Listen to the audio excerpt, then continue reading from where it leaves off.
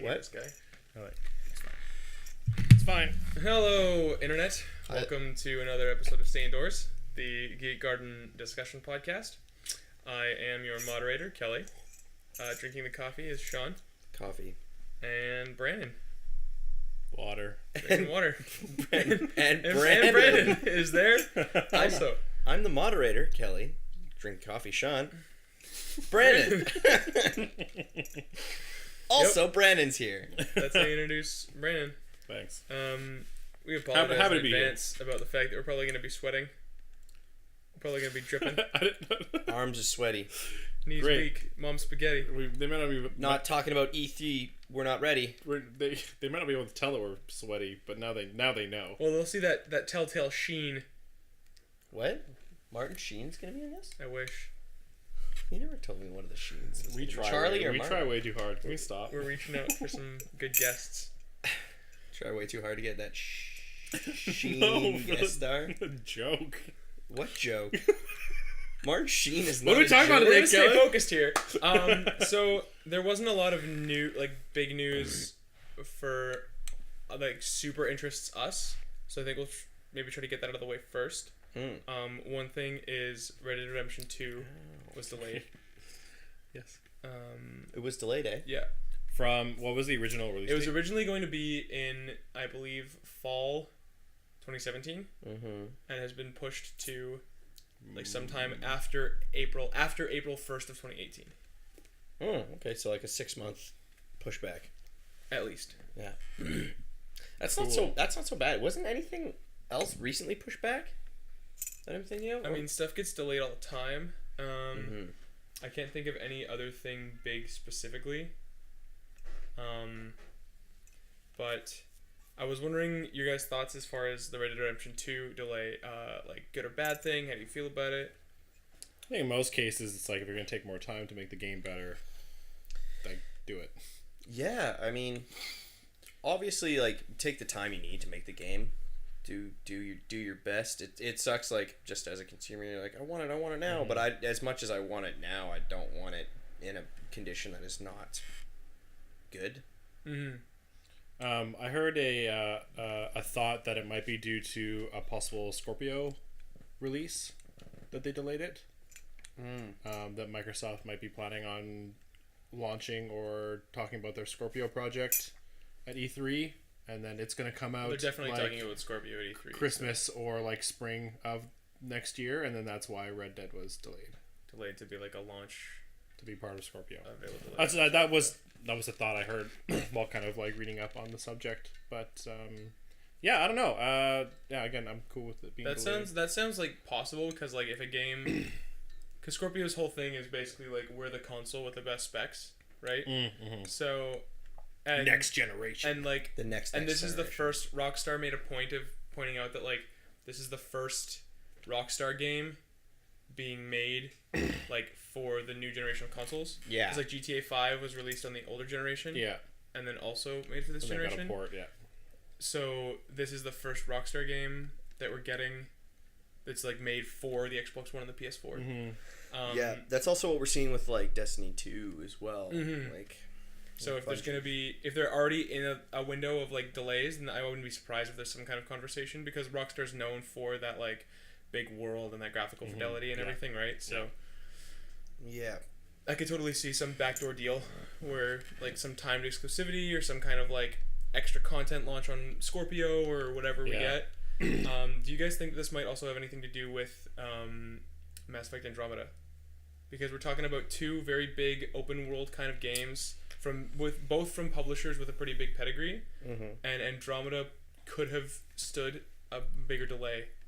I wouldn't say that like I think to avoid the situation that happened with Andromeda, yeah, but I wouldn't necessarily say that Andromeda is the reason why they chose to delay. yeah, Because I feel like we've seen companies do this before where they're kind of like, yeah, we're not going to be ready for this or whatever, and they delay it.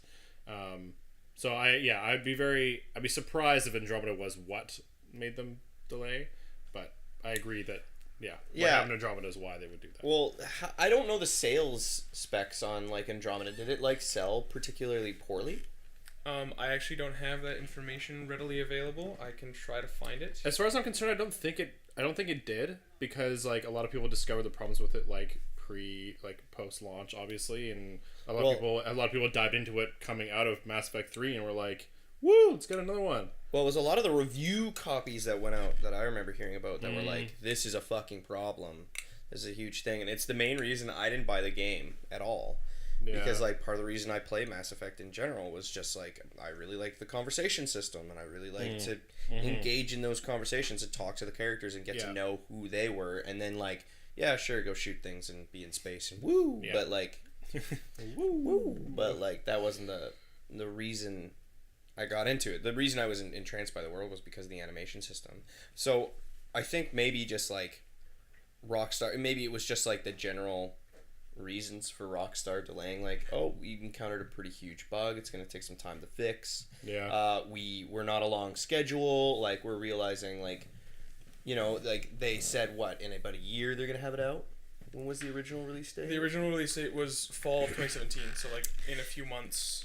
Oh yeah, well we'd be seeing it like half a year. End of this year, Yeah. So I think it's just like one of those things where like, ooh, we have to finish all this in 6 months. I realistically think with the manpower we have, we can do that in a year. Because it could have been another project, right? Because oftentimes other companies will come in and help them on that project when they're finished with another project. So it could have been that, like, someone else got their project delayed and so they're now they're coming back. That's very being true. like, hey, we don't have the manpower to finish it.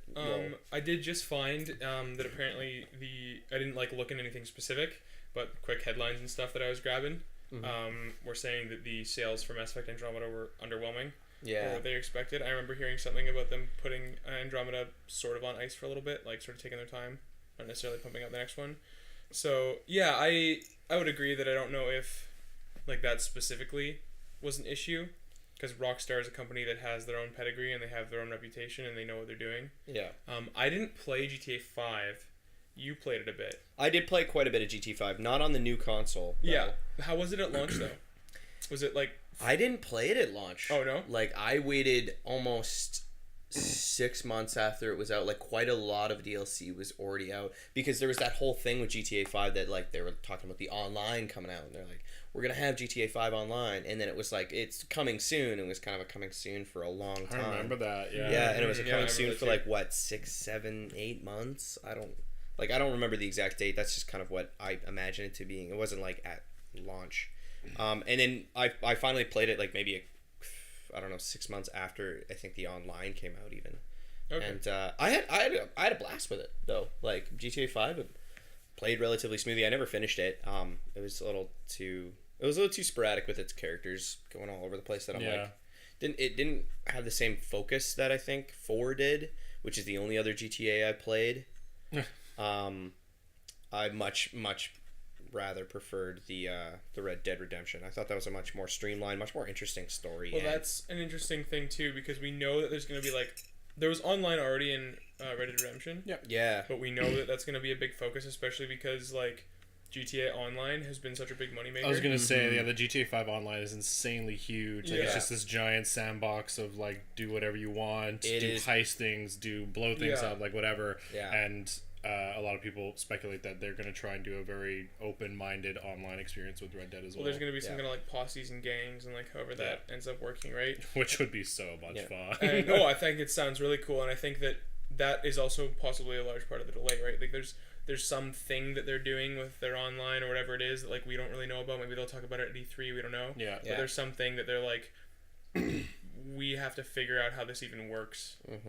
Because they're not just gonna make Red Dead Redemption again, like after all this time, you know what I mean? Like it's not just gonna be like you're playing the same game with better graphics. There's something that's different about it that we don't even know. Yeah, because not a lot of gameplay has been revealed. None. I don't think. No, they've shown stuff that like is like they've shown screenshots and they've shown stuff that's like in the game. A teaser shot, and that's about but they haven't shown any gameplay or any like anything of like the game just running and seeing what it's like. Yeah, that's cool.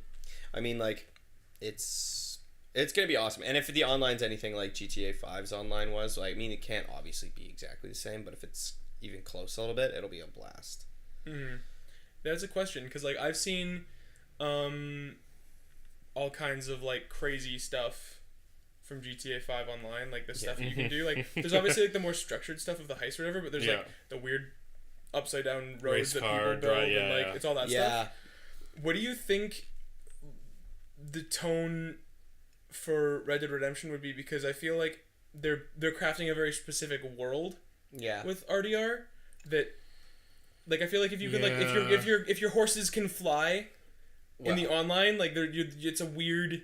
I don't know. Yeah, I feel like a lot of the game modes or game types and stuff would be more like the heist, where they're very specific and they're set in a specific setting.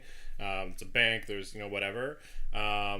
That said, though, I wouldn't be surprised they did do a more creator mode style thing where you can do whatever you want. But the thing is, GTA 5, it's set in like a present day, with kind of the flexibility of present day stuff, so you can like build concrete floors and cars and all this kind of stuff. So I don't know. It's also inherently ridiculous. In itself. When you get into some of those races, like, that's mainly, honestly, what I played GTA 5 for, was just racing. I played a lot of like the GTA racing, and then like just running around shooting, and then back to races. Like, do you think you'll be able to do like a loop-de-loop railroad? Yeah, right. That's the kind of roller coaster tycoon. But then, so here's a thought I just had when we were talking about that. What if what they're doing is some kind of like weird pseudo MMO hybrid, where like when you're in the online mode, it's kind of like a persistent world that actually does change and doesn't necessarily have an overarching quest and like end goals, but is like, oh, you can like go jack up a bank, and every so often that bank will be like available to be jacked up again, but you could also play like lawmen who are hunting down outlaws, and like having that element to it. I mean, that's kind of what GTA 5 is, though, online. Yeah, so maybe that's... Right? Like, yeah, I think Red Dead also has such a strong solo part to the game, that I feel like they'd be stupid not to build that as well. But if this is also, like, your option is to go into the free roam in a multiplayer mode, where you can join in these activities and stuff, and it's kind of a MMO in that way, I would love that. I think that Western setting is a really good setting to do it in too. Yeah, and then because I'm imagining, you've got like these persistent schedules of like trains going by or whatever. So you've got people who are like organizing like train holdups and like stuff like that, and it's going on. Yeah, it's a really cool idea. I would be sort of like, I'd wonder, because in an MMO, right, you get like 50 billion people all crammed in the same space. Yeah. I wonder if they would try to do something where they have like multiple smaller servers or something that cap out at like smaller people over a wider area. I think that's going to be more likely what's going to be happening. It's going to be like a room server of like 36 people max, and you're going to have 36 people walking around in this, very similar to GTA, where it's like that open world map. You have 36 people maximum, so probably more like 28 at a time, and you're just running around like the whole map, and everyone like kind of hangs around this one town shooting each other. I think more often than not, that's going to happen. There's going to be like the 5 players on the other side that like, do crimes, and everyone knows that there's bounties on those players. So they're like, oh, we're going to go that way and kill them, because there's going to be like an incentive to kill players making money over there. I think that's probably what's going to happen. Yeah. Oh, I just had a thought where like, if the system is based a lot around, just because it was popular during the Westerns, a lot of like bank robberies and train heists, stuff like that, and during that you collected a currency that was then used to buy like aesthetic stuff, like buy yourself a new horse, buy yourself a new gun, buy yourself a new hat, scarf, like whatever. That'd be so cool. I think that's exactly what's going to happen. I think it'll be something along those lines. Yeah, I mean, like, because they've got that online infrastructure, and that's what people are going to be expecting now after GTA Online, but you also want to use your setting, right? Like if you have this massive online game that people are playing, and it's gonna be massive, like this game is going to sell. Yeah. You don't want to have this, and like no other game is gonna be able to like topple the Western genre. You know what I mean? Like Red Dead Redemption is gonna own the Western games. Yeah. The market for like the spaghetti down. Western, right? Yeah. So, I feel like it would be so disappointing, and they would know that if like you couldn't do train heists or you couldn't hold up a bank. Especially because they've already done, like you said, that kind of thing in their previous game. Like, this is what people are going to be expecting. Right. So I think because so many people are going to be expecting it, that almost makes it more likely, because they're going to know they have to do it. Yeah. Yeah. Yeah. Because I can't imagine, like, not doing that. Yeah, like, what's the alternative? Like, they're not going to put in train robbing, and they're not going to put in bank robbing. You're just going to be like, all right, there's saloons. and horses. Have fun, kid. You can rattle up some cattle. You can be a real cowboy. That's about it. Yeah, like, Yeah. Can you a cowboy simulator, Red Dead Redemption style. So I guess the question then that like we don't have an answer to yet is less what are you gonna do and more like how are you gonna interact with other players and how is that dynamic gonna work and like there's gonna be some kind of like guild or league system that you form a gang or a posse. I'm super excited. Are to you see able that. to like switch like because you know I'm gonna play a lawman right out the chute, but like are you able to like have two characters and like also play a criminal? Mm-hmm. Or like how will that work? Yeah. Do you have like one persistent online profile that like tracks because like the first game had that like reputation, that honor system, right? You could be like the badass good guy or the badass bad guy. Mm-hmm. Or is it gonna be like a persistent online character where your choices decide that and then you get perks based on that? Or do you get to like pick like I'm a good guy for this character? That's the kind of stuff that I think is gonna be cool to see. Yeah, I feel like they should do a separate solo campaign. Well, yeah, Oh, I think that'll be separate. Yeah. So whether whatever choices you make morally and the campaign obviously puts you in whatever direction puts you in. But I feel like for online, it'd be as simple as like you might be part of a gang or like whatever guild system they do for it, but it'll just be situational whether you want to be lawmen or a gang like bad guys, like just based on the game type or what you feel like role playing that day. Yeah. Yeah. It will just simply be your gang, but is your gang like a bunch Good of guys or bad good guys? and bad Yeah. guys, Yeah. Because I'm super into like get my gold sheriff star and go hunting down them rascally varmints. And then when you're bored, go rob bank. Yeah, I guess. Probably. I'll go rob bank. But I'll the thing probably is, like, rob for one. me, like, I feel like I would, because when I play games that let me like build my own character and do that whole thing, I like to sort of create a persona for this character, right? Like, I know who my character in Bloodborne is, even though there's no dialogue and like it doesn't fucking matter at all. Yeah. And there's no morality system, but like I know who he is. He's got a personality and like he is a Yeah. character. Like I've got a story arc for my character for like Dark Souls as well. Yeah. Right? So for me, if there was like a persistent online character that you play as, like that's separate from the campaign, like you play as like say John Marston or whatever, again in this, which is apparently supposed to be a prequel by the way, so I don't know Yeah. Oh, I read okay. that. if it's I have gonna no happen. idea. Yeah. And it's also weird because Red Dead Revolver was actually the game before Red Dead Redemption, and Red Dead Redemption was a sequel, but now we're getting Red Dead Redemption 2, And it's the prequel. which is a prequel, to Red Dead. which is a sequel to Red Dead Revolver. So- Anyway, it's a weird. I don't know what's going on. I never played Red Dead Revolver, and I feel like Neither did I. most people didn't, and it's Red Dead Redemption that put the series on the map, and I think that's why this is Red Dead Redemption 2, not Red Dead Renegade or whatever. Yeah. Insert R word here. Well, do we know?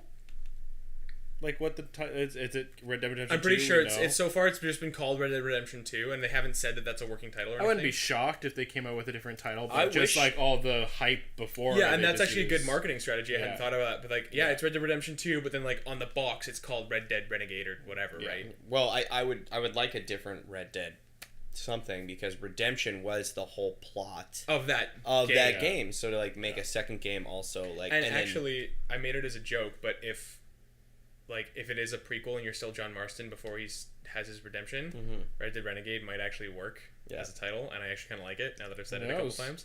That But happened. what I was gonna read their say, minds. my original Red Dead point, Repertoire. Red Dead Rascal. Red Dead Roller Like that Boy, one. Red Dead Roller Coaster. Red Getting Dead a little- Roller Loop-de-loop. Coaster Tycoon. Train See, tracks. train tracks. There it is. We win loop de loop. But like for me personally, and again, I would obviously deal with it if that wasn't what you could do. But like I know that I would love it if you could make multiple profiles or whatever, because I would want to make my hero character online. I'd want him to just be a good guy. You know what I mean? Like he is a lawman, and that's what he does. Yeah. But then I'd also love to make a guy with like a big ass mustache. And like all black and like tie people up and leave tie them people up on yeah. train tracks and stuff. Like I also want to play that guy, but I don't want them to be the same guy. I feel like it might come across more as presets. That's my thought anyways. It's kind of like you have the same like online profile, but you might have a different like outfit preset and like stuff like that, but I don't know. Yeah, like almost like a loadout that you take Yeah. on. Yeah, I can't remember. I think GTA 5 you actually just select you get the one profile, I'm pretty sure, and how their character creation is actually kind of funny. You have to select their parentage. No. And then like you don't get to like modify them Modify at your all. character, you just like select their grandparents on both sides, and then their parents get auto made, and then you get auto made. So it's like That's really funny. it's ridiculous, hilarious. is what it is. But like, But here's a question because I haven't played it, Sean. is there any like can you play like a cop in the online for GTA? Or are you only No. the guys doing the heists? You can be a vigilante essentially, but you're not allowed to be a cop. And like when you shoot people, cops will come after you. Okay, see, because I have a feeling that whatever online they do for this, because the sheriff and the bounty hunter is such a thing from the Western, I feel like that's going to be something that's decidedly different Yeah. from GTA. I feel like they're going to be very specific. Like, there's a mechanic, there's a system in place for you to be the law. Whether or not in Maybe, the online yeah. mode there aren't NPC cops and it's regulated solely by players or whatever they end up doing. I think that would be an interesting choice, but That'd be risky. But if the thing is like that would work really well in a faction-based MMO, right? Where you have the cops and you have the robbers, right? And it goes back to that old game, and you have rooms of upwards of 100, right? This would be partially what I would want. Like you have a room of 128, and it's just like you have to try and acquire stolen assets as a cop and wrangle up do-gooders, and like the amount of time you keep someone in prison. Like this could be a really cool game mode, but I think that might be a game mode is cops versus robbers, right? But I think in the overall free world, you're just gonna roam around, Just gonna go shooting do each whatever. other. It's gonna be like the Wild West. I'm still into that. Form a gang, and that's as form a far as that gang. goes, yeah. Oh, yeah, like and so you're outlaws, but you can be outlaws like vigilante outlaws. So like Yeah. the cops, the sheriffs will still come after you, but you're trying to hunt down Yeah. the guys, and That's like and what it could my even thought be because it's sort of like the lawless nature of it, right? Because like Yeah. in the first game, Red Dead Redemption, you're playing as John Marston, and like you're playing as a bounty hunter, but like you're just given leave by the cops to like as long as you're shooting the bad guys, we don't care. Yeah. And I think that's the thing, right? If there's NPCs still in the like MMO style like online world, if there's still the NPCs that you can shoot as a bad guy and like you can collect rewards as a bad guy that way, but then you like lose out if you're a good guy. Yeah. Then you're hunting them. Yeah. Yeah. But I'm getting more excited about this game the more we talk about it. Yeah, I wasn't actually like overhyped about it, but now we've talked about it, and yeah, now I'm like all jazzed for Red Dead Redemption. But now we gotta wait because it's been delayed. Boy, it's been late. But again, the thing is, Not a bad thing. if you gave me Red Dead Redemption 2 right now, I'd want to play it. But that's gonna be the same if you give it to me in a year or if you give it to me in 2 years. Yeah. Like I'll play I it. loved the first game, Mm-hmm. and I will play the second game, like without a doubt. So just like sign me up. Yeah. Yeah, that one. Also, I hope they do something cool like what they did with the first one with like the zombie The zombie apocalypse, mode? which Yeah. was like I never played it, but I heard good I haven't things. played it Like either. I didn't play it either, but like so we're just three posers here. But like I thought it was an interesting idea. Say didn't what think you it was will an about like interesting idea. you're like the jumping on the zeitgeist of zombies when they were popular back in But if you do something interesting with it, right? 2008, 9. Later than that, I think. No, not much. No, dude, came out. Dude, 2000. I'd say 2008. Yeah, dude. Dude. Did? Did. Yeah, did. Dude. Yeah, dude. Shaw did. Shaw, dude. Trying to find the copy. But I think the reason they're gonna try and make it about that customization and all that stuff, is because GTA 5 was so monetizable. It was so And that's much money, the thing. and you could buy currency in that game, right? Like their microtransactions were available. Oh, I forgot this game came with a map. Oh, what? Dude. Yo, we can and put it up that on our map wall. world was so good. Yeah, we should actually. That world? You mean the Texas-Mexican border? Yeah. What was it in Texas? I don't remember. No, it was somewhere, I don't know. Boston. It was released for the PlayStation 3 and Xbox 360 in May 2010. A little bit later than I thought. But still not. 2010, yeah. I was close. Yeah. Oh, What's on the other side? Orange, red, Blackwater, What's the post on the Armadillo. other side? You know what? I don't know. San Luis River. well, it's a fictionalized version, right? Yeah. It's- Oh, it is fictionalized, right? Because all their games are fictionalized. Yeah. Like it's set in like the American West or whatever, like the American Yeah. Midwest, but it's not like a specific place. Well, it's like the San Andreas. It's kind of like what they're doing with the new Far Cry, where it's set in like Hope County, Montana, which isn't an actual place in Montana, but it's set in Montana. Yeah. They're kind of doing the same thing with that. Well, it's like how they set all their games Rockstar. You know what I mean? Like San Andreas isn't a place. yeah, no, exactly. You know what I mean? Like Liberty City isn't a place, Vice but it's City. clearly, yeah, they're clearly Inspired by the inspired real by like cities. the real cities. Yeah. Yeah. And it's because what people I think don't understand is like it's satire, and it's like so satirical. Listen to the radio in fucking GTA, and it's like fucking how much more satire can you get? Yeah, that's pretty crazy. Yeah, it's very funny. Kelly has no idea what we're talking about. I don't play GTA, so. Yeah, no, I know, but like both GTA 4. You would not you would not have fun playing GTA. I just know that. I know. I've like It's tried so back over the in top the day. trash. Yeah, Like no. you're just such shit. Yeah, that's awful. I'm like I want the open world cop game where you go around and you're a cop and you have to like. Yeah, that's not GTA. Yeah, you want Crackdown 3 is what you want. Well, I mean, you're also blowing up buildings in Crackdown, But You're a super. but you're a cop. super cop. But it's like still almost like a corrupt cop. Like it's like just go out and shoot people. you're You're not cop. supposed to shoot people. They tell you that. Yeah. What was Crackdown's idea with making mutants and freaks? They called them freaks, right?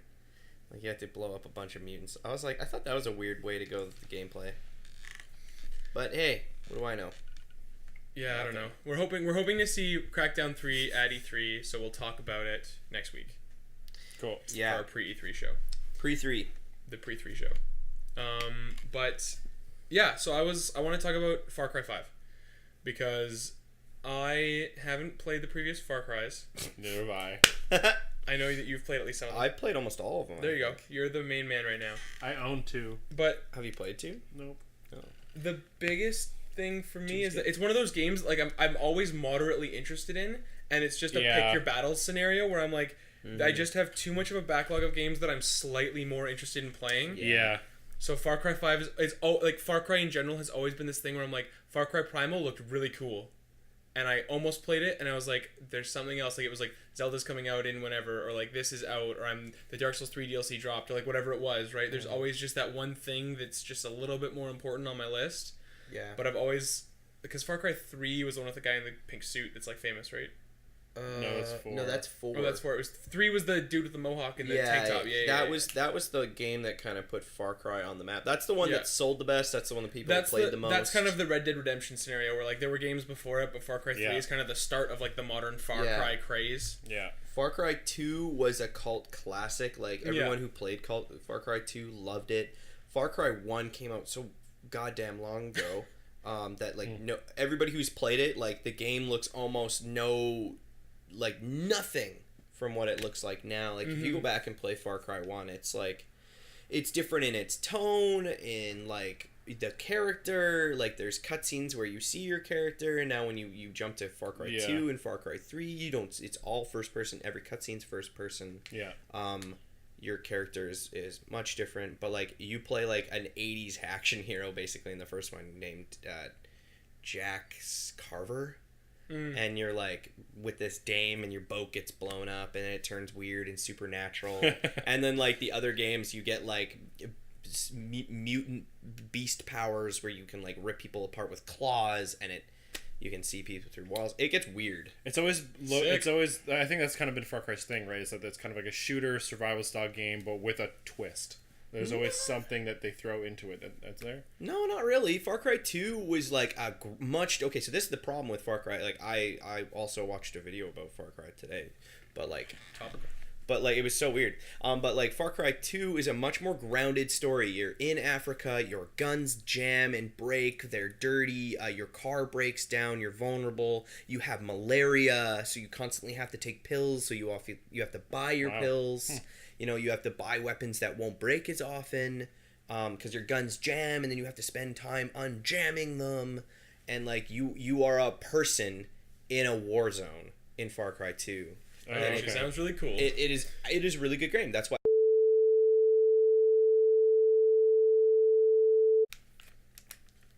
Yeah, it's a really good game. Yeah, it sounds like a really good game. It is though, but the problem is it sold better than Far Cry 1. Which is to say, not too much better. And when they finally released Far Cry 3, the game changed in tone once again. And it was more about, like, you were this rich kid with a bunch of your friends who gets lost on this island, and you're going to be, like, sold into slavery, essentially, I'm pretty sure is what is happening in the beginning. And you and your brother escape, and you, like, find this guy who gives you, like, this tattoo, and this tattoo is, like, this island's like people's like symbols of like being a warrior and stuff, and he starts to like get more and more tattoos, and he starts to become more and more badass until you're essentially fucking Rambo, and like nothing scares you, and you've got like all these guns on your person at one time, and you're just like mowing people down with a flamethrower, and it's all hunky dory, you know, and nothing breaks, nothing jams, you don't have malaria, like you're this super efficient killer all of a sudden. And it kind of just like changed in tone from like what the game's grounded first player game, and so like it's really hard to connect to this character despite its like super awesome villain, its amazing vista and great story. It's just like your lead character is a little like, why am I doing this? Oh shit, this is crazy.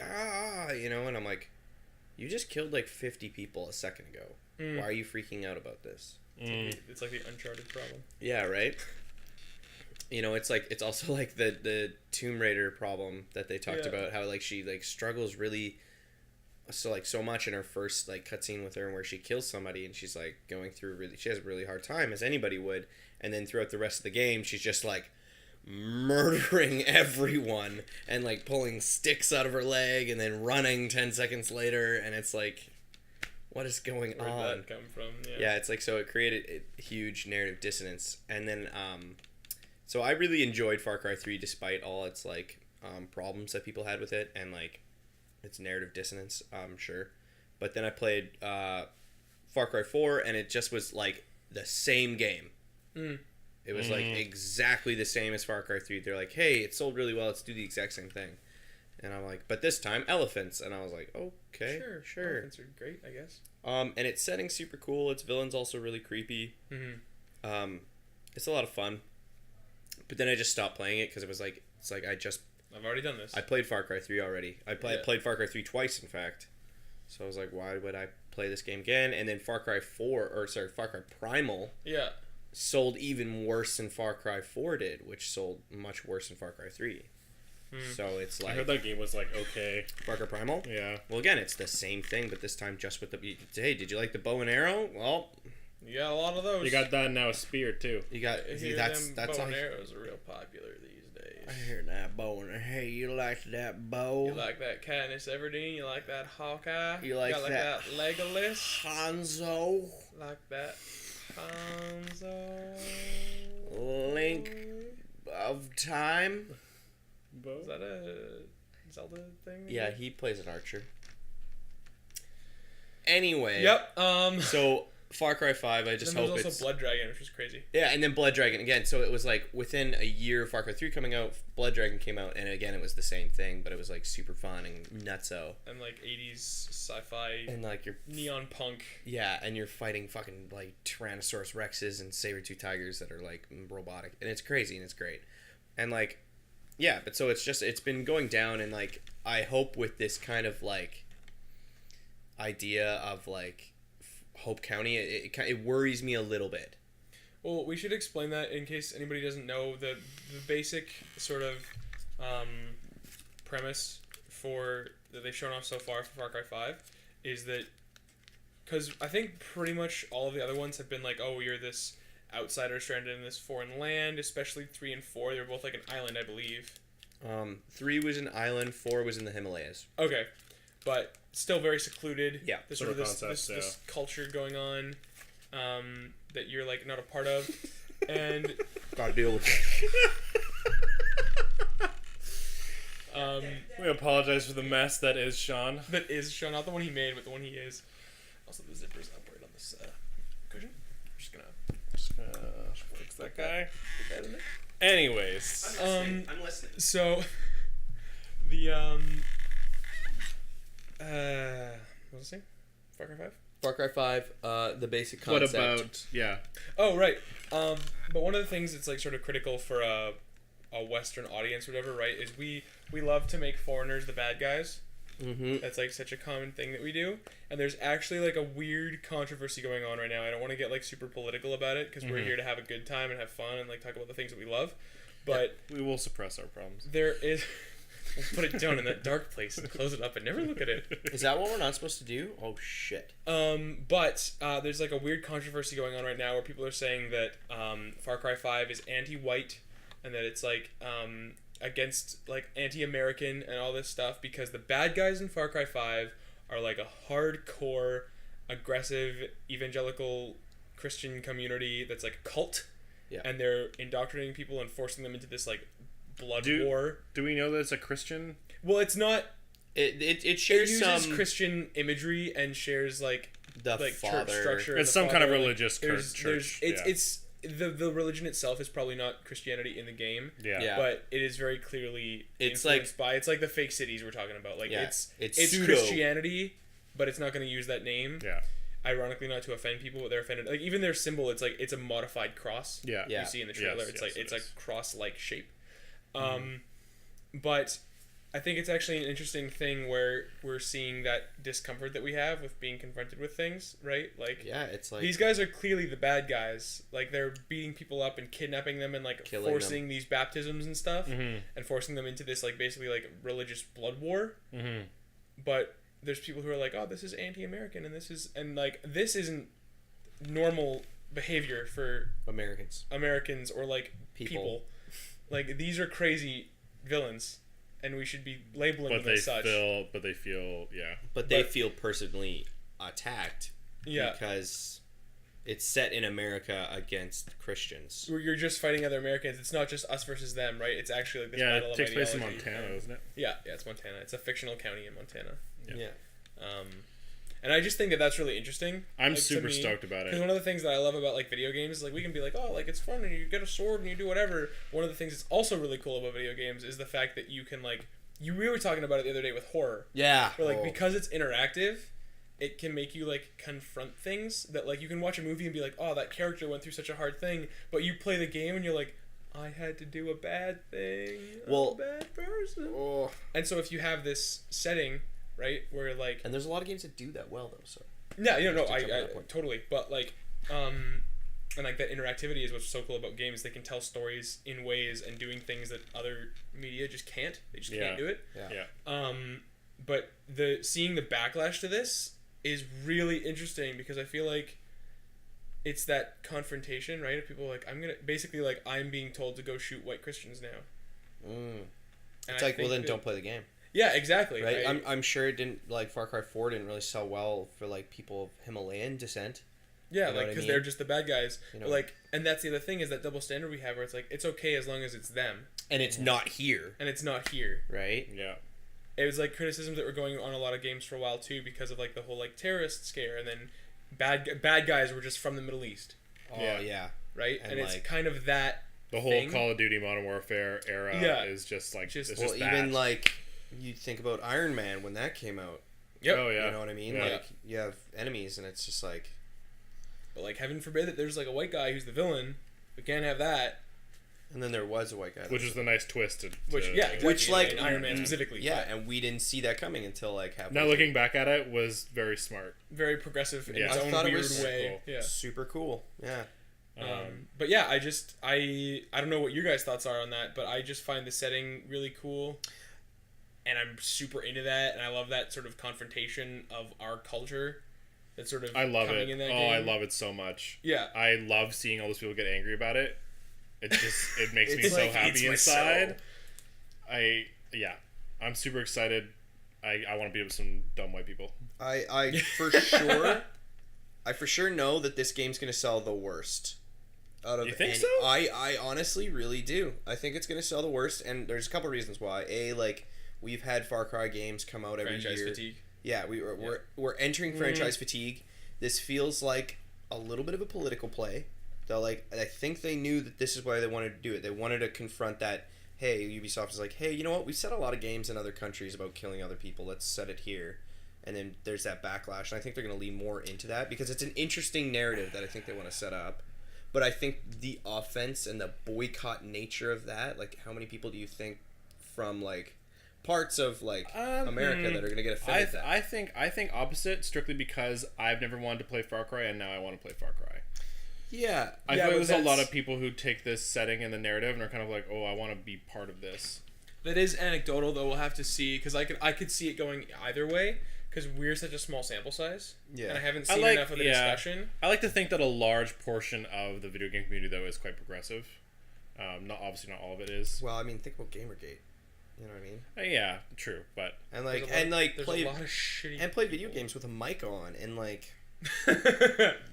and then I can't say for that most gamers are progressive. I know that there are great people, but I know that their voices are usually silent because progressive people are like, I'm not gonna say anything like in this video game because I don't need to talk to these strangers because they might be shitty. Because I used to have that. I used to be like 16 and play Halo 2, and it was like, wow, you guys are all really bad. You're all real jerks. Got a bunch of noob. Yeah. Oh, the good old days. The good old days. Yeah, I missed that. We were assholes. Yeah. Like I didn't It's get not- it's not that way gaming anymore. thing until later, so I actually legitimately missed that. We're no I said longer I miss assholes. it.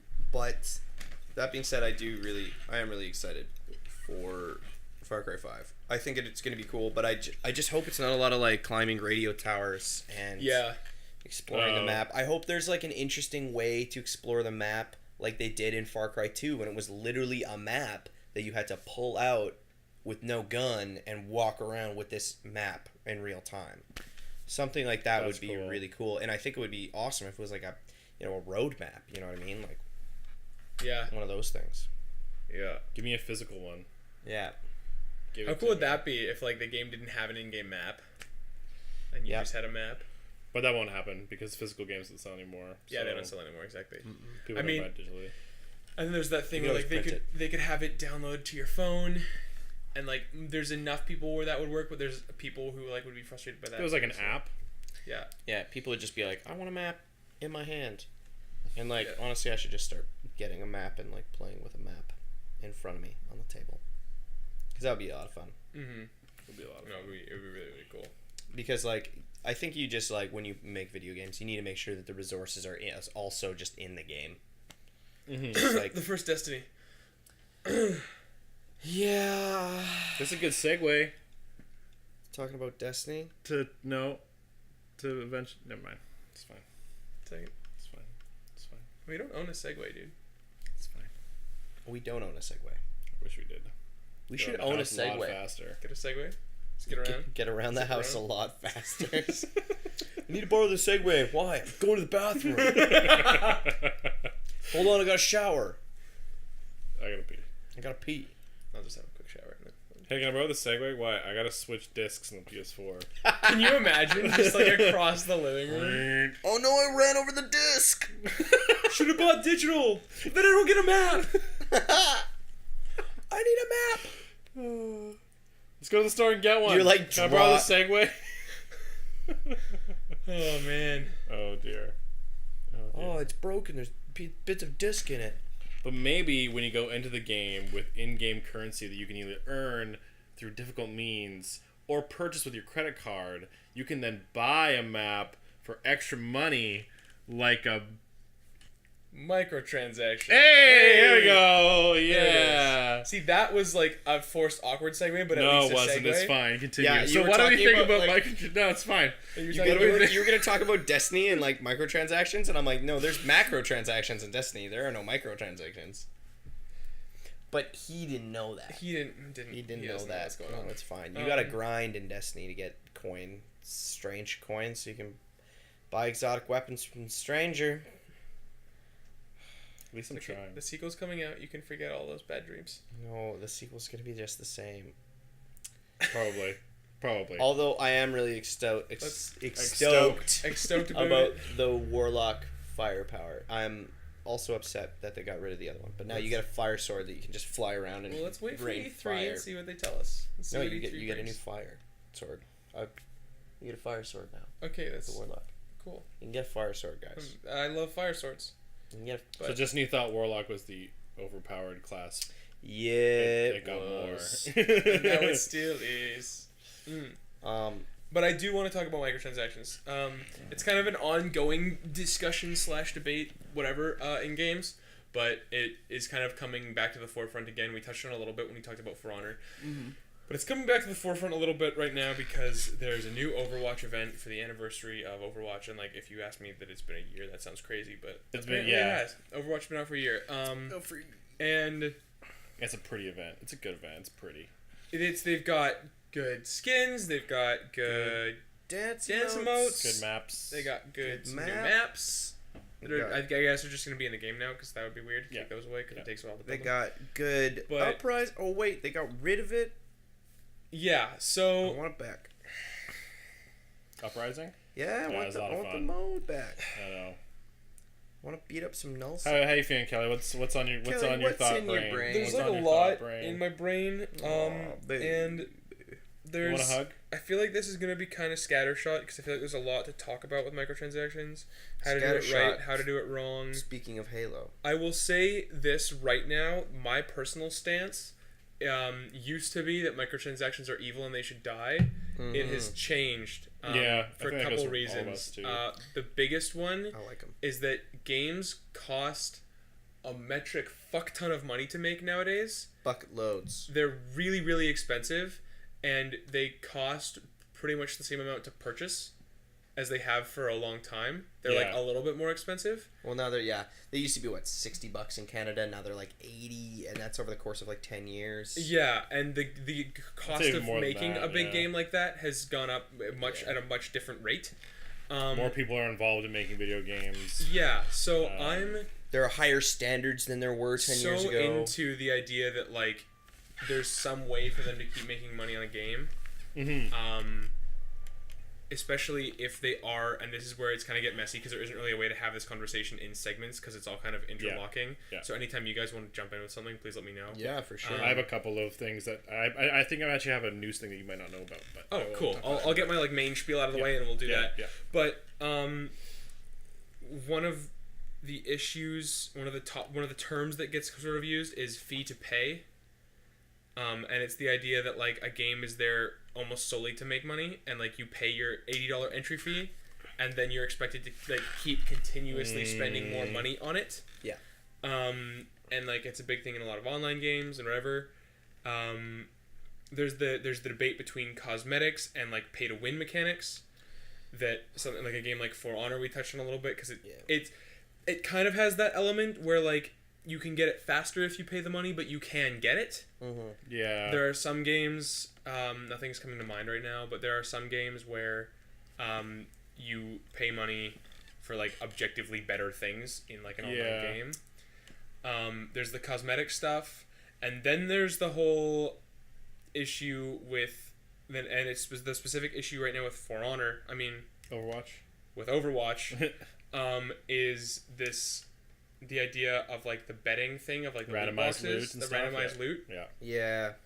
And I have a problem with it because I get that like that's what you earn in the game is the randomized loot, and that's fine. Like if you earn the loot boxes from leveling up and it's random items. Yeah. That's totally fine. But you can visibly see all the things that you could potentially earn in the game, and I get that that's how they keep that gameplay loop, and they're like play for one more loot box, and like that's a very classic. We do that all the time. Yeah, like, I'm almost getting another loot box. Let's do another round. And like it's kind of shitty, but like sure. But the thing that sucks is that, and I think that it is legitimately like, I would say that it's immoral. Like it's not okay because you can buy the loot, you can pay real money to buy these loot boxes. Yeah. But there's no guarantee of what you're going to get. And okay, fine, you take that like risk upon yourself. It's basically gambling. But it's I'm pretty sure it's described as gambling. Yeah, like, but like, you are taking a risk. We know that and they know that, so like fine. I like to point out that Overwatch does, in my opinion, does it better than like several other companies, and we still have like our about it. Yeah, but the place where I have an issue is that you get access to items that are for a limited amount of time. Oh yeah. And that like, and they show you what you could get. Mm-hmm. And what hype you it up, missed out on. And what you missed out on, and that encourages you to pour more money into this gambling without even any guarantee of getting it back. Yeah. If I could spend like a little bit more money and just buy the skin outright, I would be so much more comfortable with doing that. And then like I really like that particular skin, but I could spend a bunch of money on this game and not get anything that I actually want. Yeah. And I'm only spending that money to get this one particular thing that's a random chance that they know is only going to be available for a certain amount of time. Yeah. So I'm like, well, I got to get it now or I'm not going to get it. I think that's the biggest downfall of it, is where it's a randomized loot box, and the way they, like, if we were talking about Overwatch at launch, I kind of be like, whatever, because you can just keep playing and keep getting loot boxes, and like none of the gear, none of this unlockable stuff disappears at all. Like, just keep playing and you might eventually get it, right? Because then you also collect coins for getting loot boxes as well, and then eventually you might have enough to just buy that specific one you get. Yeah. Which that system, like, on its own is fine. It's fine, but I think that on top of now the introduced event system where there's loot that's only available for a certain amount of time, as well as, like, on top of that, they also, like, triple the price of that type of item during the event, which also sucks, right? So, like, a normal legendary item is 1,000 coins, and then during the event, the same rarity item is 3,000.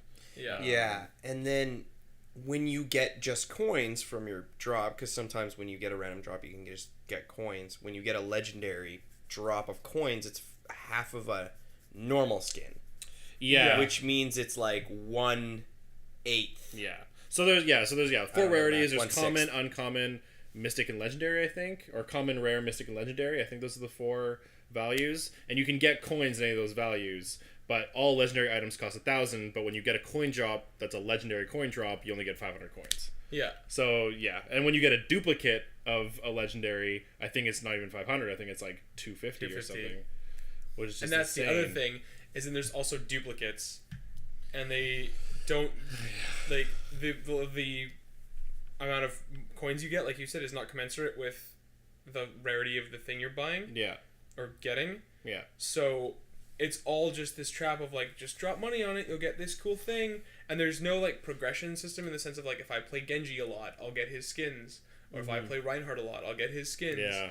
It's all the random drops. Like, I've seen the guys from the Overwatch team be like, yeah, you get, like, the bragging rights for this cool skin, and all I can say is, like, straight up, I'm not going to do this often, but fuck off. Yeah. Because it's not bragging rights because I didn't earn it. Yeah. If I had to, like, complete both of Genji's trophies to, like, get a skin instead of a spray, that would be bragging rights. It's nothing like, to brag about. Yeah, It's nothing to brag about. Because it feels shitty, genuinely. Yeah. Because sometimes you're like, oh, I got my least favorite character's skin that is someone else's favorite, and they're, like, in the room. Yeah. Especially with us. That happens, like... Yeah, because we're playing all the time, and one of us will drop... Like you, how many people got Reaper skins? Okay, so in the Halloween event, every other person got Reaper's pumpkin skin before I did. Not only before I did, but I didn't even get it. I had to buy it, which was so shitty. But I watched Julie get it twice. Yeah. I watched Brandon get it, and then I watched Kelly get it, and then I watched Jack get it, and then I watched Benny come over and then get it. And I was still sitting here without it, and I was very perturbed. And you're the only person who... And I was the only person who wanted it. Yeah. Yeah. Everyone else was like, oh, that's cool. I was like, I want it. Didn't Julie get duplicates of both the Witch skin and the Reaper skin? Yeah. Like, I bought her a set of loot boxes, and she got duplicates of both those skins. Yeah. And some of us hadn't even got it. And that's the thing, is, like, I don't mind, in principle, giving Blizzard a little bit more money for Overwatch because I have played it so much and I genuinely enjoy it. And it's a good game. And they're such a good game. And they're constantly supporting it, and they are doing these events, and they are, like, they're still working on the game. Yeah. And I'm still using sort of like the idea of, like, games as a service, right? Where it's like that continuous give and take. You don't just buy a game now and that's the game. There's patches and there's updates and there's whatever. So I understand that. If it was any other game than Overwatch that this loot box system existed, I would not be spending any money on it. Like, Overwatch itself, just, like, they give all the extra characters to us for free, they give us a bunch of extra maps, and they just do so much more that I'm like, okay, like, you rip me off with these loot boxes, but I really want this skin! And that's the thing, and they know that, and it's this shitty thing where they're just, that manipulation. Because I'd still spend money. Face. Yeah. I'd still spend money on it if I could, like, buy skin I really want or a dance emote after. Personally, the system I would like to see employed is during the event, it's regular price for the gold, right? Regular price, or, like, I have 2 options that I think would fix my problems with it. Either it's regular price during the event, you can buy it after for triple, but it's still available, and it's not available in loot boxes, so you have to play. You have to get those coins, right? Yeah. Like, you can't get it in loot boxes, but you could buy that event's loot box if you wanted Next to. time around, yeah. You know what I mean? Not even next time around, but like those loot boxes are still in the store. If I really wanted that thing, and like whatever, it's like an extra $1 to buy the Halloween one, even though it's in July right now. You know what I mean? Or I could buy that 3,000 gold skin, right? Alternatively, you could also increase the amount of gold you get by per level up. Like every level up, you get 5 credits, right? So that would just a continuous drip feed of you playing and you getting, and then you up the price of all of the things in terms of gold, but you're constantly getting. So the more you play, the more you feel like you're actually gonna get the things you want. Yeah, there's a way where you can actively work towards the specific thing you want to get. Because sometimes when you get duplicates, you're like, okay, 25, whoop-de-doo, and like that slowly adds up, but it's so slow. But it's also so shitty if you don't get that on top of something. You know what I mean? Like, on that time. Because then, let's say I get the 4 voice lines this time, and I'm like, okay, they're all new, but now I'm no closer to getting anything I want. Yeah. But I must say though, the good things about the way Overwatch does it is, one, it's purely cosmetic stuff. Yeah. There's no play to win concept in this. Like characters, levels, like you said. And though it's not ideal, you can get stuff without buying loot boxes. Yeah, you can still earn them in game. You can't spend money on things that you can't get for free. Yeah. Like anything that you can. So even though it does restrict yourself because of like how the process is of getting loot boxes and all this stuff, it's still possible.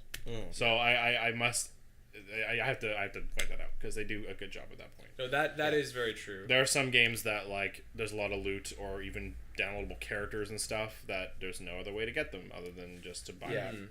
Or like a secondary currency to unlock said characters faster. And the amount of games that have like more than one currency, that bugs the hell out of me.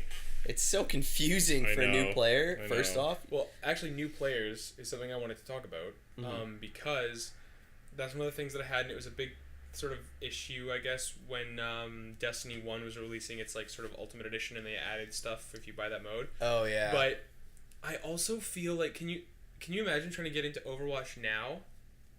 Yeah, right? you've missed out on all everything. the stuff that you've missed out on, and there's no way for you to get until like the event comes around again. Yeah, if they're and annual. Like it's sitting there, and like they fucking better be annual. Like, are you kidding me? If they're just like, yeah, this like skin is just gonna sit there forever that you can see that you can never have. I have a feeling that they might. Sorry, just really short. I feel like that like all the main ones like Halloween and Christmas and like the big holiday ones, I think will obviously be annual. But I almost feel like maybe like I don't know, maybe like the Uprising or the Chinese New Year or things like that might be like every other year kind of a thing, right? And they'll introduce a new event that time of year. I don't know. I was actually thinking that they might even do Uprising more often, right? Like every 4 months, like when they have a dead period of events, they're like, well, let's just throw an event like. From July on, they're probably going to do like a... well, they'll do like a world-based, like a story-based event, you mean? Like not necessarily Uprising. No, I mean like literally like they already have it all done. They're like, man, we'll just do Uprising again. I don't know. I feel like they would do an event with new skins and stuff. Like I feel like... It might be like an Overwatch story-based event where but you also get access to those Uprising things. As well. Yeah. But it might be Uprising Chapter 2 or something. Yeah. Is that it's probably only going to grow because for Christmas or Halloween, for example, they'll obviously do something every year because it's there. Yeah. That just makes sense to me. But we're probably going to get new Christmas and Halloween skins. Yeah. For characters who didn't get them before. Yeah. So every time that event rolls around, there's more stuff that you're on a time limit to try to get the stuff that you want. Yeah, and if you missed it on last year, you got to work twice as hard this. So if you're like a new player, it's just piling on all this stuff that actually makes it harder to get into the game. Which actually, the more stuff they introduce, the more stuff that there is, the less likely you're going to get a duplicate, which means less likely you're going to get coins, which means the less likely you get to choose what you want to buy. Mm-hmm. Which is that's going to start piling up too. That's true. I hadn't thought about that, but yeah, the way the duplicate ratio will. Yeah, and you know what would make duplicates so much better if you could gift them to people. Gift them, or you got the actual coin value for them. Yeah, like the full coin value. Yeah. What if there was like at least a trading mechanic? Yeah. Or something. But I think they don't do that because I think, what was it, CSGO tried to do that, and people were actually, because there was also a gambling system in there. Yeah. And people were like making money, like lots of money by selling these things on eBay and whatever. Yeah. and really ripping people off. Yeah. Yeah. There was a trading system. Because there was a trading system, and I think that's part of the reason they don't do it. Then yeah, if you could just gift a duplicate, Yeah. even that would be cool. But then if you gift a duplicate, you can then sell duplicates. Yeah, I guess over tertiary means. Yeah, so I can make a post like, I have an extra Legendary Lucio skin. What if you could only do it at the moment though? Like to somebody on your friends list. Oh, right. Like interesting. If it pops up, it's like, hey, you have this. Do you want to give it to gift or somebody coin? else's profile, or do you want to get the full coin value for yourself right now? Yeah. That's smart. So you can't store them. You can't hold on I've got 17 of these legendary Lucio skins. Yeah. It's just hey, I've got somebody on my friends list who I know likes Lucio and they didn't get his skin this event. I'll just give it to him. Yeah. But again, then that lessens the amount of people that are gonna buy loot boxes. No, I'm well aware. Yeah. Yeah, I know. Which sucks. It's not a perfect system, but we get free content out of it, so I'm not wholly perturbed by it. Yeah. But it is disappointing. Exactly, it's disappointing, especially because there's so much heart and it's such a fun world. Yeah. It's such a fun game, and I really do enjoy it. And then to just have this nagging thing that's just the whole time I'm playing, it's just in the back of my head. Oh, gotta earn.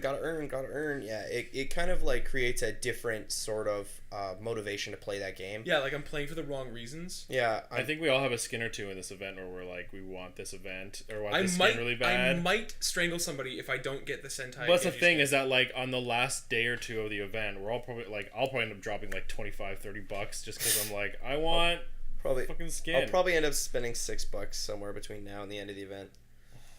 But mainly because I want some of those dance emotes. And my thing is, if I could buy them, just buy them outright, I totally would. It wouldn't even be a hesitation. Yeah. I'd be it's cosmetic. I just want it. Just let me have it. It's $1. And the time limit wouldn't bother me as much then, I don't think, either. Mm-hmm. Yeah. If I could just be I didn't get it, but this one I really, really want, I'm just going to buy it. Yeah. But it's it's a time limit and I didn't really get it. I'm going to drop however much money on loot boxes and still not get it. Yeah. And then I spent money and got shit I don't want. How much is it for 2 loot boxes? $3 Something like that. I would just be just make it $3.50 for a skin. If I want just 10 things, 10 loot boxes, which get me 4 things, if I think about it rationally, that's a fun gambling thing, or I could just spend $3 on the skin. Yeah. I'm ooh, I might get it in that 10 and also something else. And the gambling choice comes into play. And the thing is too, you're more in control. Oh no, my point is gone. I lost it. I forgot it. I was gonna say. I was gonna say Overwatch on the side. When it comes to DLC and microtransactions, they're I as long as it's cosmetic, I don't care. I'm pretty game with that. You don't need it to win. You just want to look cool, and so I'm totally game to buy that kind of stuff. Extra content for the games sometimes, especially for single player games, extra additions to games, I'm totally game for. If I got a complete game to begin with, and then you're here's a fucking expansion for it, I'm again 100% game. That's cool. Yeah. That's super cool. But I'm also with multiplayer games, I'm actually really I'm cool with the addition of gameplay items, whether it's a new character or a new gun or anything, as long as it's been balanced with the game. Guns that you can buy and or weapons stuff like that, for Honor, or guns and things like Call of Duty. I don't know if that's even a thing in Call of Duty, where the gun is overpowered and it's a play to win system. That sucks. But if it's a concept where say when Overwatch released Ana, and you had to pay $5 to get Ana, but you can still go in the game, fight against Ana, learn what her things are, and it doesn't really affect you in any way. I'd be fine paying the $5. So I want to play as Ana. It's cool. I would have to disagree with you in that. I would hate that. Just because you split your player base. You split your player base, and it does change the game balance. Their team has more access to Ana than we do. Yeah, stuff like that. In terms of it might not be an issue in terms of a balance level of sheer power, but it still changes how the game is played, and also it is harder to learn how to counter a character until you've at least had a chance to see what they're about and play as them. Yeah. So I would say that as long as it's strictly cosmetic stuff, just because the fracture of the player base and the even a slight imbalance in gameplay styles, because Ana specifically is good at countering certain characters, and certain characters are specifically good at countering Ana, right? So it does change. It skews the team dynamic. Yeah. Okay. So But like, you know what? Just on that thing, what a game that actually does that is Halo 5, and it's Warzone.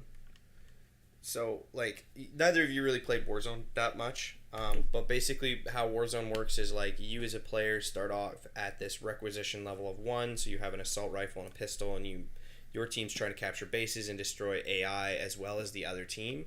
And I think it's 16 on 16. So it's like chaotic, and it's supposed to be chaotic. But then there's these cards that you get from packs, right? And you get access to like all different types of power weapons and vehicles, and then some legendary versions of those same weapons, which are higher damage, and they have a modification on them, and those vehicles do the same thing, and you only have a certain amount of burns of those, right? So like today I was playing that same game, and I'm like, I don't play this very much, so I'm kind of a newer player in Warzone, and I've got like maybe a couple legendary vehicles that I don't want to use because I only have one of them. And so I've got like this opposite team that's got like 4 legendary vehicles, and they're all destroying our team. They've gotten like 38 kills, and I've gotten 4. And it's just like, it does feel like, okay, now they're just camping our base and killing me. And like every time I spawned in a vehicle that could help turn the situation, it was blown up. And I'm like, darn. Sweet, this is what a play to win game feels like. Yeah. You know what I mean? Like, somebody went out there and spent $100 extra and like bought a bunch of these rec packs and has a bunch of these mantises. Yeah. And I just don't. Just don't have them. Right? And then I was like shooting this wraith, and it took forever to kill. Yeah.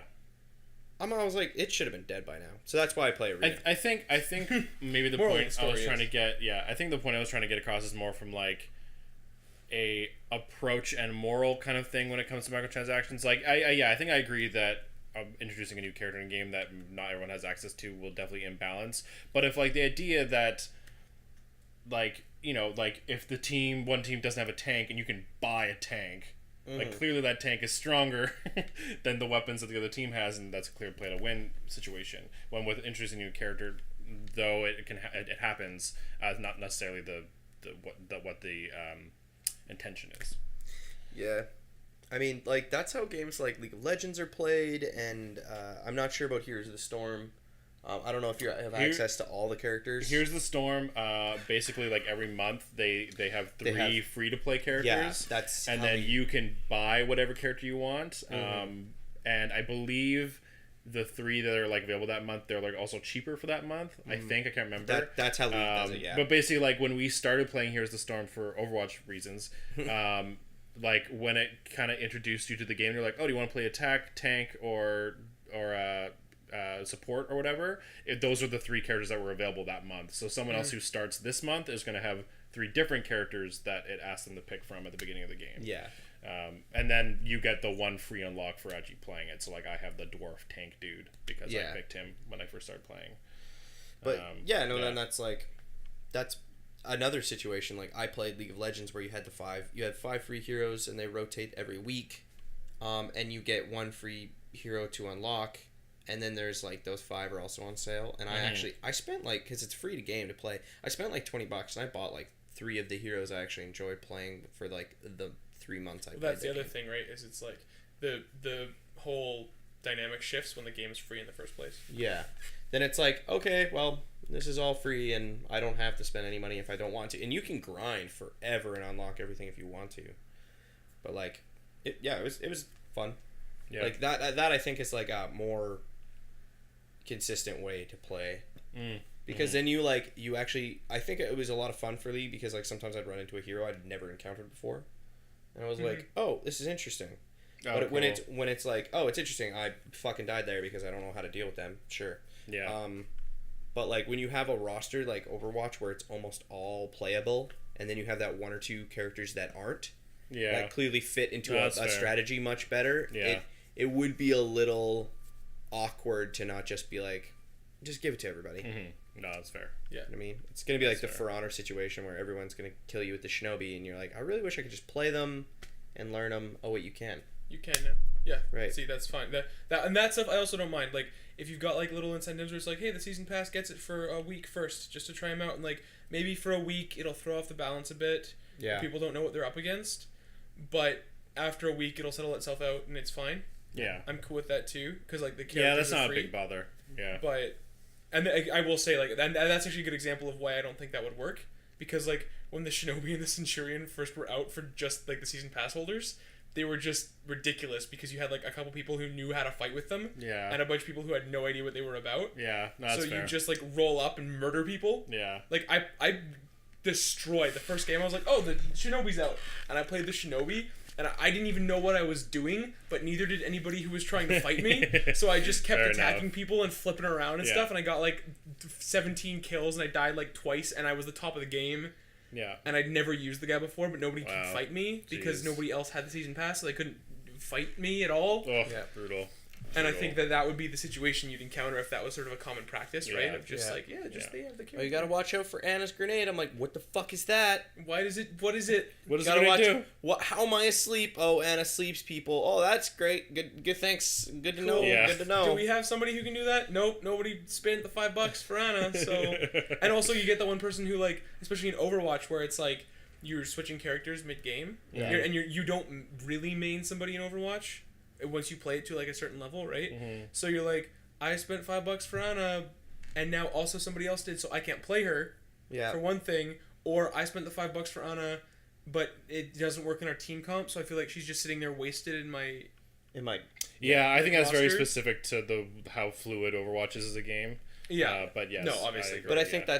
that's why some games certain microtransactions work and Yeah, certain they games lose it that doesn't, fluidity right? Like because of it, yeah. each game's gonna have its own line as to what works and what doesn't. You know what I mean? Yeah, there isn't like a blanket rule. Yeah. One other type of kind of microtransaction I was going to bring up was this kind of trend coming up of Farmville. no. No. Just thought you were gonna talk about Farmville. So. A Farmville of installment or chapter based game Oh, like episodic releases. games? Yeah. Yeah. Because the piece of news that came out that I don't know if you saw it was actually on the know. Half-Life? Square Enix has just basically said that they are planning on releasing several of their games in that type of release, and that included Kingdom Hearts and Final Fantasy VII, the remake of it.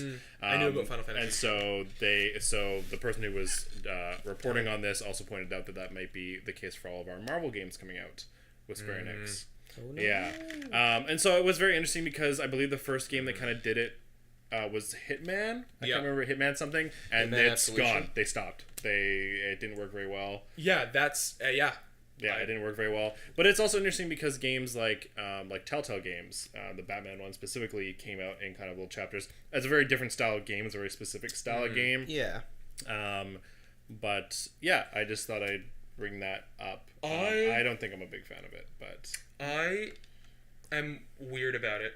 I'm weird about it because it's one of the things like Overwatch, how Overwatch has these events and they're like, hey, we're releasing a new character now, and like games will have like, hey, there's this big update, or it's one of the things that I think DLC is used for, as well as just making more money.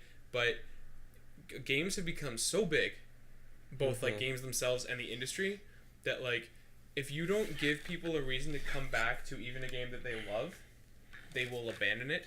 yeah. Yeah. And in this era where it's like games as a service and you have like this opportunity to make more money off of it, whatever, right? Like, yeah, Overwatch releases that stuff for free, but that also means that like, hey, there's a event, so now you're gonna come back and now you're gonna spend money on loot boxes that you wouldn't have otherwise. Like, Yeah. and even if the event didn't have skins, Yeah. right? You come back and you're like, oh, I'm playing again, and you're like, oh, right, there's all these like skins, and maybe I'll drop a couple bucks on loot boxes. I haven't played in a while. Maybe I'll get this thing.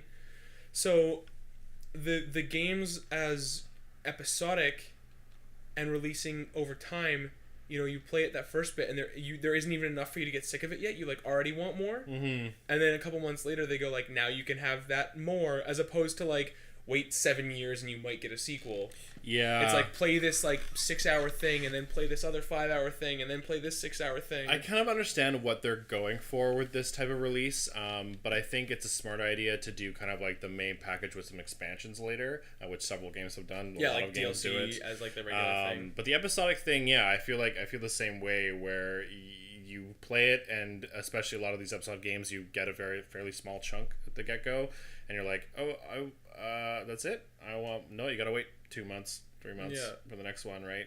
I also think it's definitely trying to heavily promote digital too. I think because a lot of the time these physical games, you can either buy them on disc right away, but like you still have to download and install the installments. The disc just confirms you bought the first part of it and paid for everything else. But ideally, it's kind of a digital thing, because if not, you wait for all the digital ones to come out, and then they eventually release a disc for it. Yeah. So yeah, I don't like it. Well, there is some talk that it can be good because you're gonna release games more frequently at less money, in more frequently that are gonna be shorter, right? And like less risk.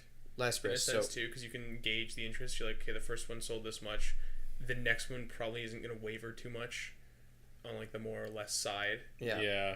But like the shitty thing is, at any point they're gonna be like, well, let's stop development. We made as much money as we're gonna make, and the next one's not gonna sell anything. We're spending more money, so that if you're a player that's invested in this story, you're like, it's good to know that I bought 4 of the 5 episodes they planned. It's kind of, I was gonna say, it's kind of the same way TV shows are operating, and I think that's kind of what they're trying to do. But like, which seems weird because TV isn't really doing that anymore. TV gives you the whole thing now. Yeah. TV is now Netflix, where you can binge watch it in one sitting, which is really funny.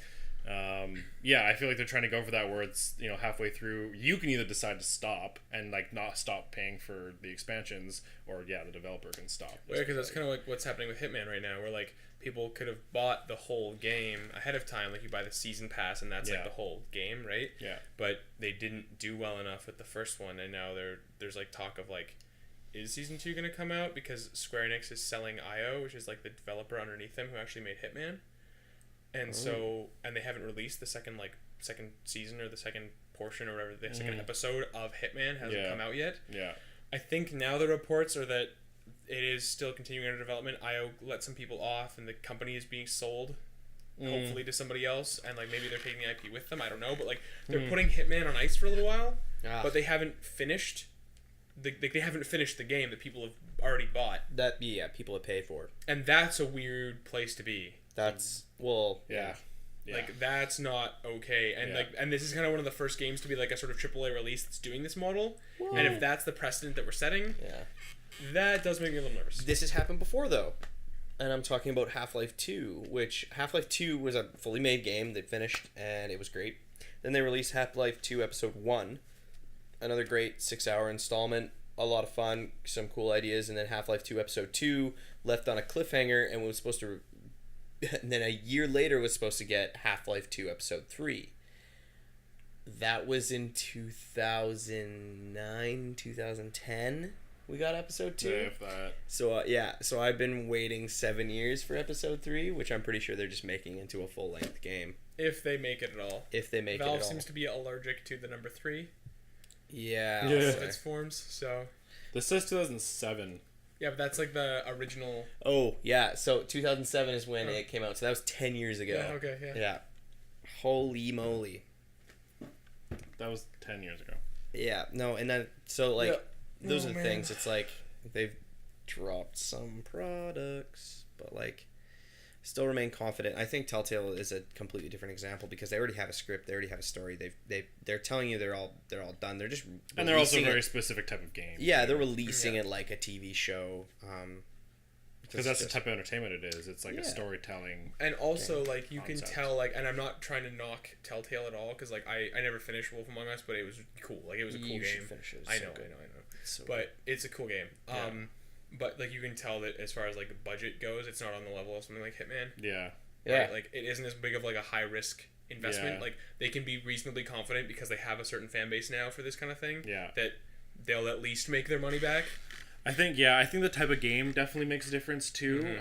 Obviously, Telltale specifically, but, like, I mean, my thoughts, there was a Batman Telltale game. My thoughts on, like, different detective episodes, like you get different cases as Batman, or like even not even Batman, just a detective type of game where you get a different case, all these different expansions. There's plenty of those, like click-based adventure games, you know what I mean, that are set about like murder mysteries.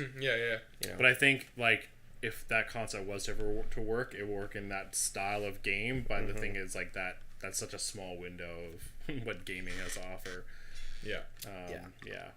I wouldn't like to see the whole industry go that way.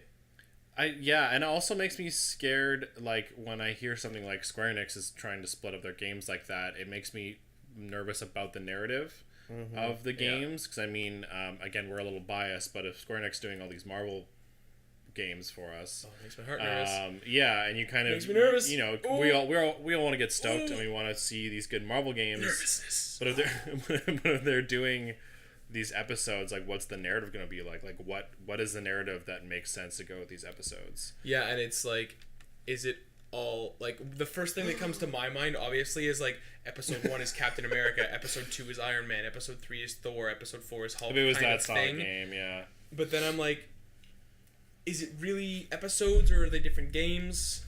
Yeah. Like, is there a point where you can play all of them? Then you don't have a co-op element, and like you're building up for the idea of a co-op element. And that's weird. So like I feel like that wouldn't be what it is, but it's my first thought. And I think it's like why a marketing plan for like a bunch of maybe not as large but like smaller games is kind of cool. Like if you were to have like a series called like Assemble or something like that, and then you had like a bunch of $50 or $60 games about each character, which eventually built up to like a $90 or $100 title that was like a co-op game with all of them. Yeah, that would be like cool. That'd be a really cool marketing ploy. No, I'd be super into that. That'd be really neat. But I've thought of it. But not the idea that it's the same game with constant episodes coming out and like it's the same gameplay and everyone. Like, that's totally different. Yeah, and then like I think about because like they're still supposed to be doing Kingdom Hearts 3, and they said that was supposed to be one of the games they're doing that with, and I'm like, how do you do that? Like every different Disney planet you're going to is like an episode. Like I'm just like probably okay. Yeah, that's and then dumb. You can't go between them, I guess. Yeah, because like in the original Kingdom Hearts, did either of you play Kingdom Hearts at all? No. In the original Kingdom Hearts, like, yeah, basically each planet was like a different Disney world. This I've heard, yeah. But the story didn't like constantly go forward to the planets. Like there were reasons for you to come back to different planets and go in between two of them and stuff like that. So, yeah, it seems weird to do an episodic type game with Kingdom Hearts. Yeah, especially with that more like open world kind of. It's like concept. It's like an I'm not adventure saying it's an RPG open world in that sense, but in terms of like you can go here and then you can go back and you're like whatever, right? Yeah. Like with something like Telltale, it makes sense because it is simply that like plot that is advancing forward. It's a very linear. And you're going game. to this location and you're examining this. You're going to this location. You're doing this. You're going to. You're not gonna then go back. Yeah, right? Because it's not how the game is designed. It's meant to carry you forward in a narrative. Yeah. Yeah. And like the idea behind Hitman kind of worked too. Of like, let's put you in this one specific environment and you're going to have this for a while and you can mess with it and like learn how it works. And they had these ideas of elusive targets. I don't know how much you guys know about Hitman. I know a little bit. I saw the marketing for it. Yeah, they had these elusive targets that were like time limited missions where like if you don't kill this guy in a certain amount of time, he's gone. Yeah, he leaves. Right? And it's in that area that you've now gotten to know so well. So you know the environment. So like the idea was sort of that you learn it like the Hitman, and that was the whole point, right? It's like you know the environment, you know the people, you know the schedules, you know everything. So then your job is to execute the plan. Yeah. And get your target. And if you don't, they're gone. Yeah, and like that's like when it's like that level based idea, I can see why that would work too. Yeah. But then that makes me worried because that episodic release would make sense for a game like that, and it didn't work. Yeah, no, exactly, totally. Like it crashed. So because like there's a certain amount of time. Like when I buy Hitman, I'm gonna play Hitman for a certain amount of time before the next game comes out, and then I'm gonna play that game. Their marketing was also really confusing. Oh yeah.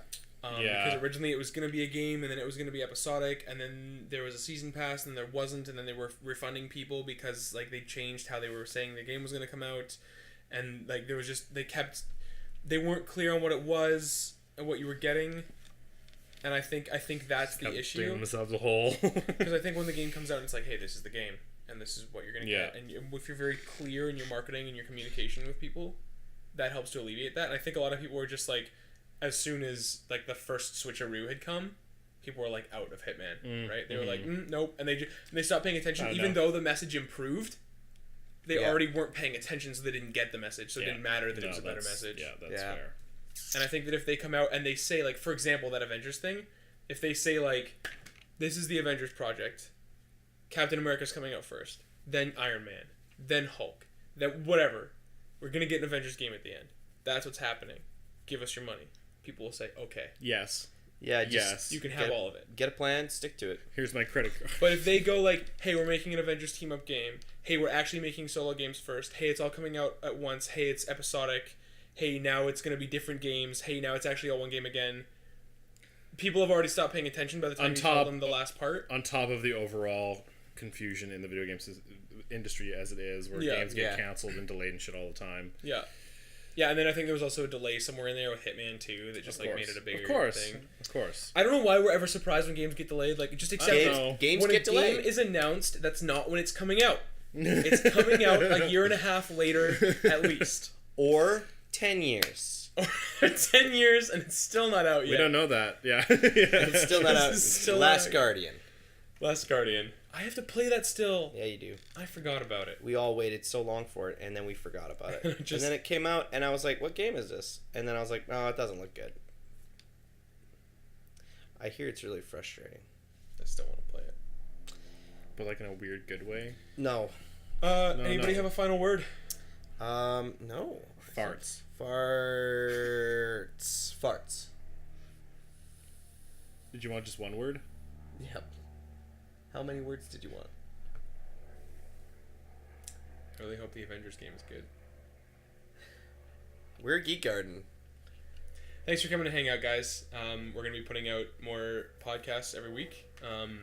We're doing our pre-E3 expectations and predictions and hopes and dreams and fears next week. Pre-3. The pre-3 show. Follow us on Twitter, Instagram, Facebook, Twitch. YouTube, right here. Twitch. We should start twitching again. We need to Twitch. We'll Twitch more. If you guys want to see us broadcast, I'm twitching. Yeah. Okay. I'm twitching. Okay. Okay.